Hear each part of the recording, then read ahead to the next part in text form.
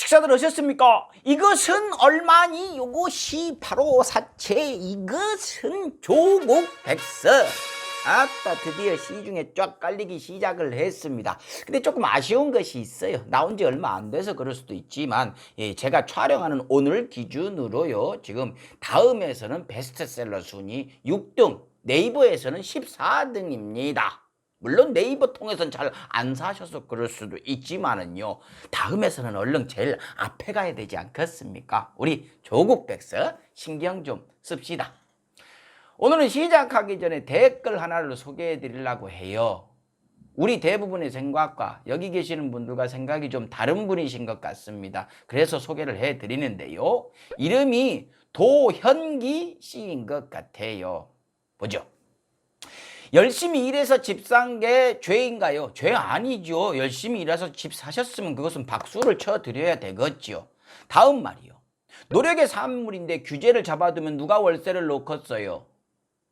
아니, 열심히 일해갖고 집 사셨는데 월세 놓으시려고요?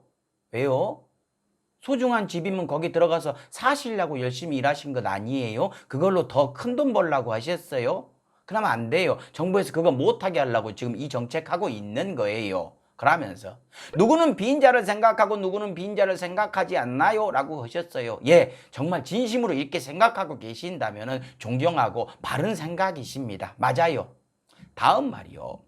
역대 정권 사상 집값 오름세가 최고 아닙니까? 예, 맞아요. 인정해야 됩니다. 박근혜 정권 때 그 싹 풀어놓은 것이 지금 와갖고 꽃을 피고 있는 것이죠. 그래서 막으려고 저 지지율 떨어지고 요걸 먹으면서 규제를 세게 시작을 한 거고요.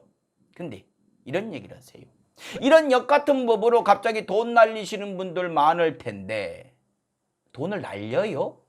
왜 날립니까?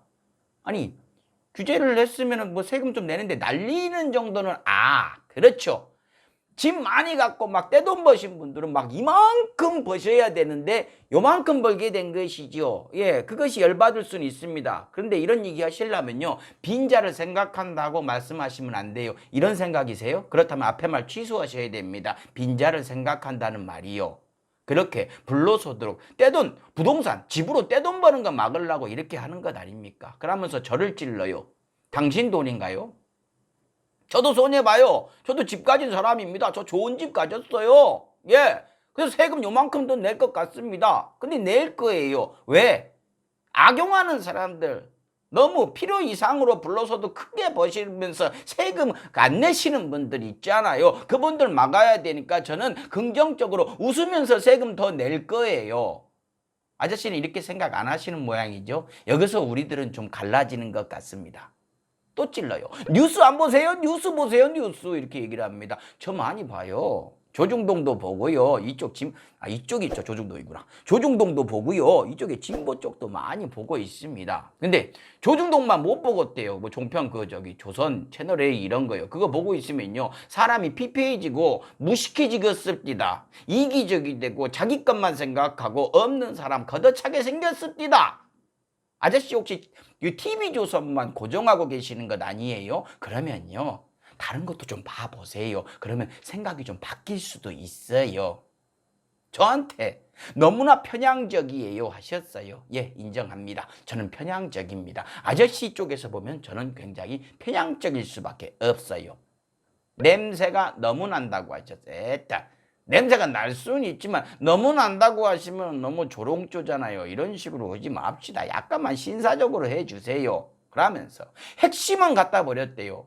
핵심이요? 아저씨가 생각하는 핵심은 무엇입니까? 돈 가진 사람들 놔둬라, 그거 아닙니까? 아니, 가진 사람은 놔둬야죠. 불로소득하는 사람들 계속 벌게 놔둬라, 이런 것 아닙니까? 아이고, 그게 핵심이라면 저는 동의하지 못합니다. 근데 핵심이 뭔지 얘기를 정확히 하셔야지 제가 갖다 버렸는지 말았는지 판단을 할 거 아닙니까? 이렇게 대강 던져만 놓으시면 어떡해요? 논리를 가지셔야죠. 그러면서 뭔 개풀 뜯어먹는 소리를 하십니까? 하셨어요. 반사! 이분의 의견 충분히 존중합니다. 예, 이런 생각을 가지고 계셨으면 가진 사람이 더 가져야 된다고 생각을 하시면요, 선거 때 그쪽 찍으시면 되는 거예요. 아닌 사람들은 반대 찍으면 되시는 거고요. 근데 자기 생각을 강요하거나 반대 생각을 가졌다고 죽이려고 하면 안 되는 것이죠. 인정하고 생각이 다르다, 이렇게 생각을 해 주셔야죠. 근데요, 다른 거 다 괜찮습니다만 전 이분 글에서 어떤 것이 가장 기분이 나쁜지 아세요? 강송범이라뇨. 성 빼고 왜 사람 이름을 다 바꿔버립니까? 그 좌판에 어짜 없어요? 이렇게 해야 되나? 어짜 없어요? 송범? 너무 귀엽잖아요. 저는 강렬한 이미지이고 싶어요. 럭셔리 클럽 시작하겠습니다. 좋아요. 송고모님 힘내세요. 손혜원 전 의원에요, 1심 공판이 있었습니다. 징역 1년 6개월 유죄가 나버렸죠. 재판 내용을 보니까요, 유죄의 이유는 크게 두 가지입니다. 첫 번째는요, 비밀 자료를 입수해서 부동산을 샀다. 두 번째는요, 그 부동산을 차명으로 샀다. 요겁니다. 이것만 보면 손혜원 의원이 굉장히 나쁜 사람처럼 보이죠. 근데 일단 이 판결은요, 검찰이 원하는 대로 해준 거예요. 누구나 무죄가 판결이 날 걸로 봤고요, 그 악랄한 수구 언론들조차도 뭐 그럴 것이다 라는 분위기였어요. 근데 검찰이 원하는 대로, 주장하는 대로 오케이, 징역 1년 6개월 땅땅땅 때려버린 것이지요. 손혜원 의원 측 입장을 쉽게 설명을 해볼까요? 먼저 비밀 자료를 통해 얻은 정보로 부동산을 취득했다. 그 자료 내용은요, 언론에도 크게 보도가 됐었고 공청회까지 열었던 내용이에요. 그러니까 두 개가 똑같다고 합니다. 공청회 뭡니까? 뭐 모델하우스 같은 것 아닙니까? 자, 여러분 모여보세요. 요걸 이렇게 만들라고 합니다. 관심 좀 가져주세요. 이런 것이 공청회잖아요. 이것까지 한 것을 이렇게 다 까발려져 있는 내용을 갖고 비밀 문서라고 유죄 이렇게 때려버린 것이지요. 하다못해 그 문서를 전해준 그 전 목포시장이 증인으로 나와갖고 제가 국정원에 30년을 넘게 있었습니다. 그 누구보다 기밀문서의 그 기준을 잘 압니다. 이거 기밀문서 아니에요 라고 증언을 했는데도 유죄를 때려버린 것이지요. 당연히 그 자료 건네준 전 목포시장님은 건들지도 않았죠.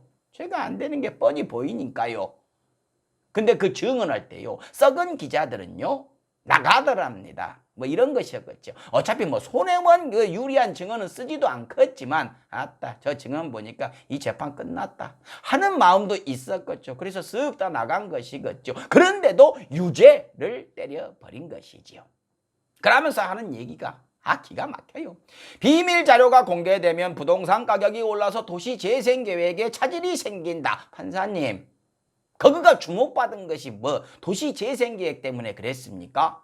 대한민국 최고 디자이너 손혜원 의원이 나서갖고 사람들 불러 모으고 끌고 다니면서 얘기하고 좋다 좋다 하니까 주목받기 시작한 것 아닙니까? 옛날 모습 그대로 리모델링을 해서 잘 간직하자고 이야기를 했었죠. 그래서 떠도는 얘기로 거기다 아파트 짓고 싶은 건설사가 언론사랑 같이 작업을 했다, 이런 얘기도 떠돌았죠. 발에 끌어버리죠. 두 번째 이유 볼까요? 차명으로 부동산을 샀다. 손의원이 조카한테 돈을 줘갖고 샀으니까 부동산은 손혜원 의원의 것이고 투기 목적의 차명 구입이다. 손의원은요, 자녀가 없는 것도 있지만 조카들을 많이 아끼는 것으로 유명하죠. 교육할 때부터, 어렸을 때부터죠. 교육시키는 것부터 뭐 먹고 사는 것까지 굉장히 신경을 많이 썼습니다. 물론 본인은 우리 엄마가 시켜갖고 그랬다라고 이야기는 하지만 참 신기한 모습이죠. 그래서 별명이 손고모예요. 저런 고모 있었으면 좋겠다고요.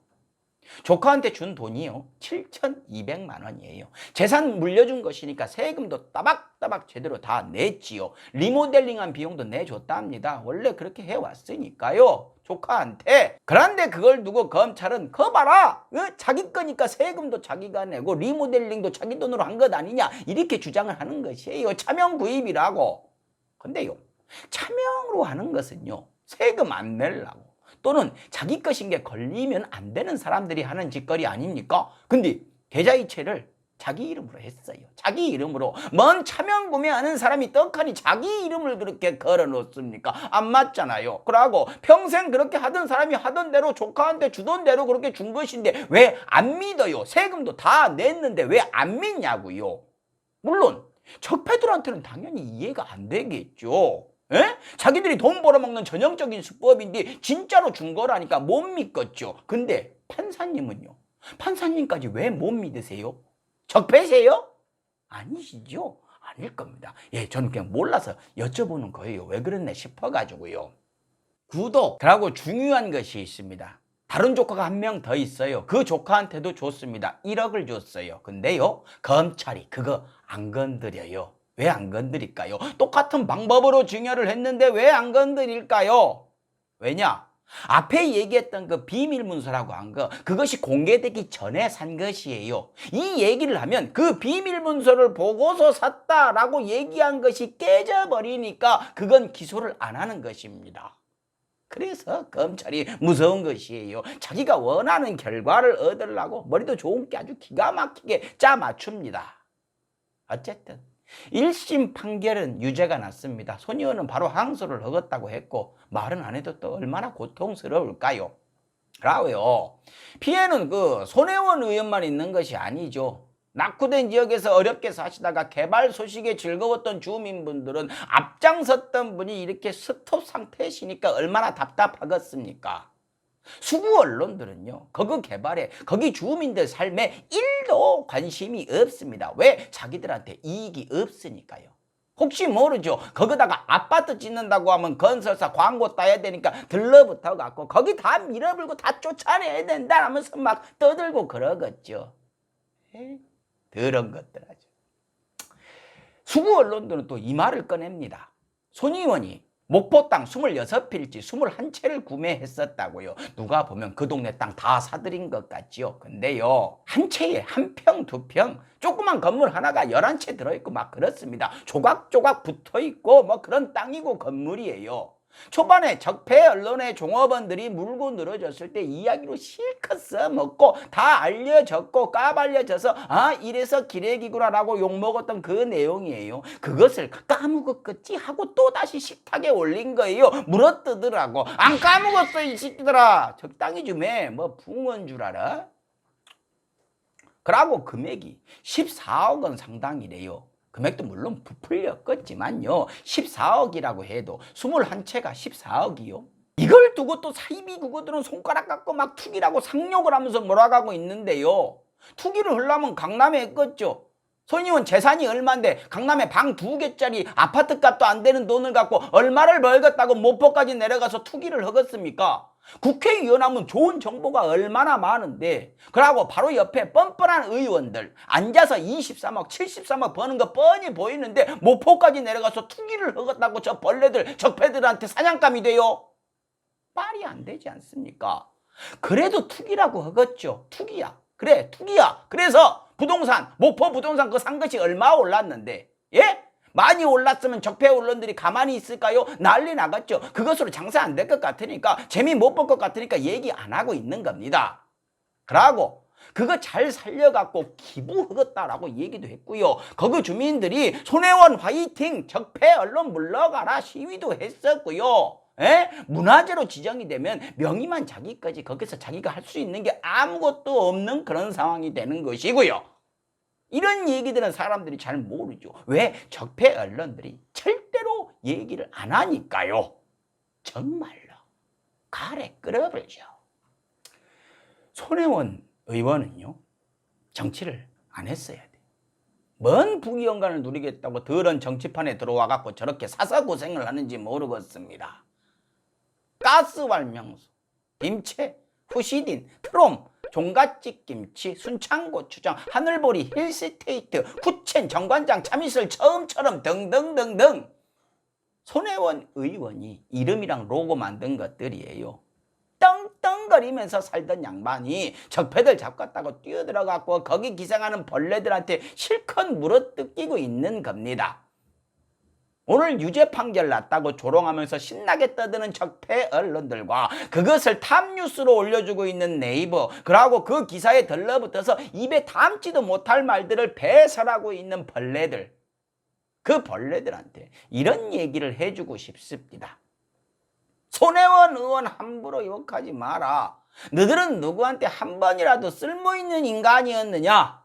또 넌 약자들의 목숨보다 네 눈앞에 동전 몇 개가 더 소중한 인간이잖아. 그러니까 닥쳐! 라고요. 저는요, 손혜원 의원을 그 서초동 검찰개혁 집회 때 알게 됐습니다. 솔직히 그 당시 검찰한테 대드는 것이 겁도 나고 그래서 몸은 살인분들 참 많았죠. 저 역시 그랬습니다. 손혜원 의원이 일일이 전화하고 만나서 부탁합디다. 전 그분이 되게 딱딱하고 고압적인 분인 줄 알았어요. 아니래요.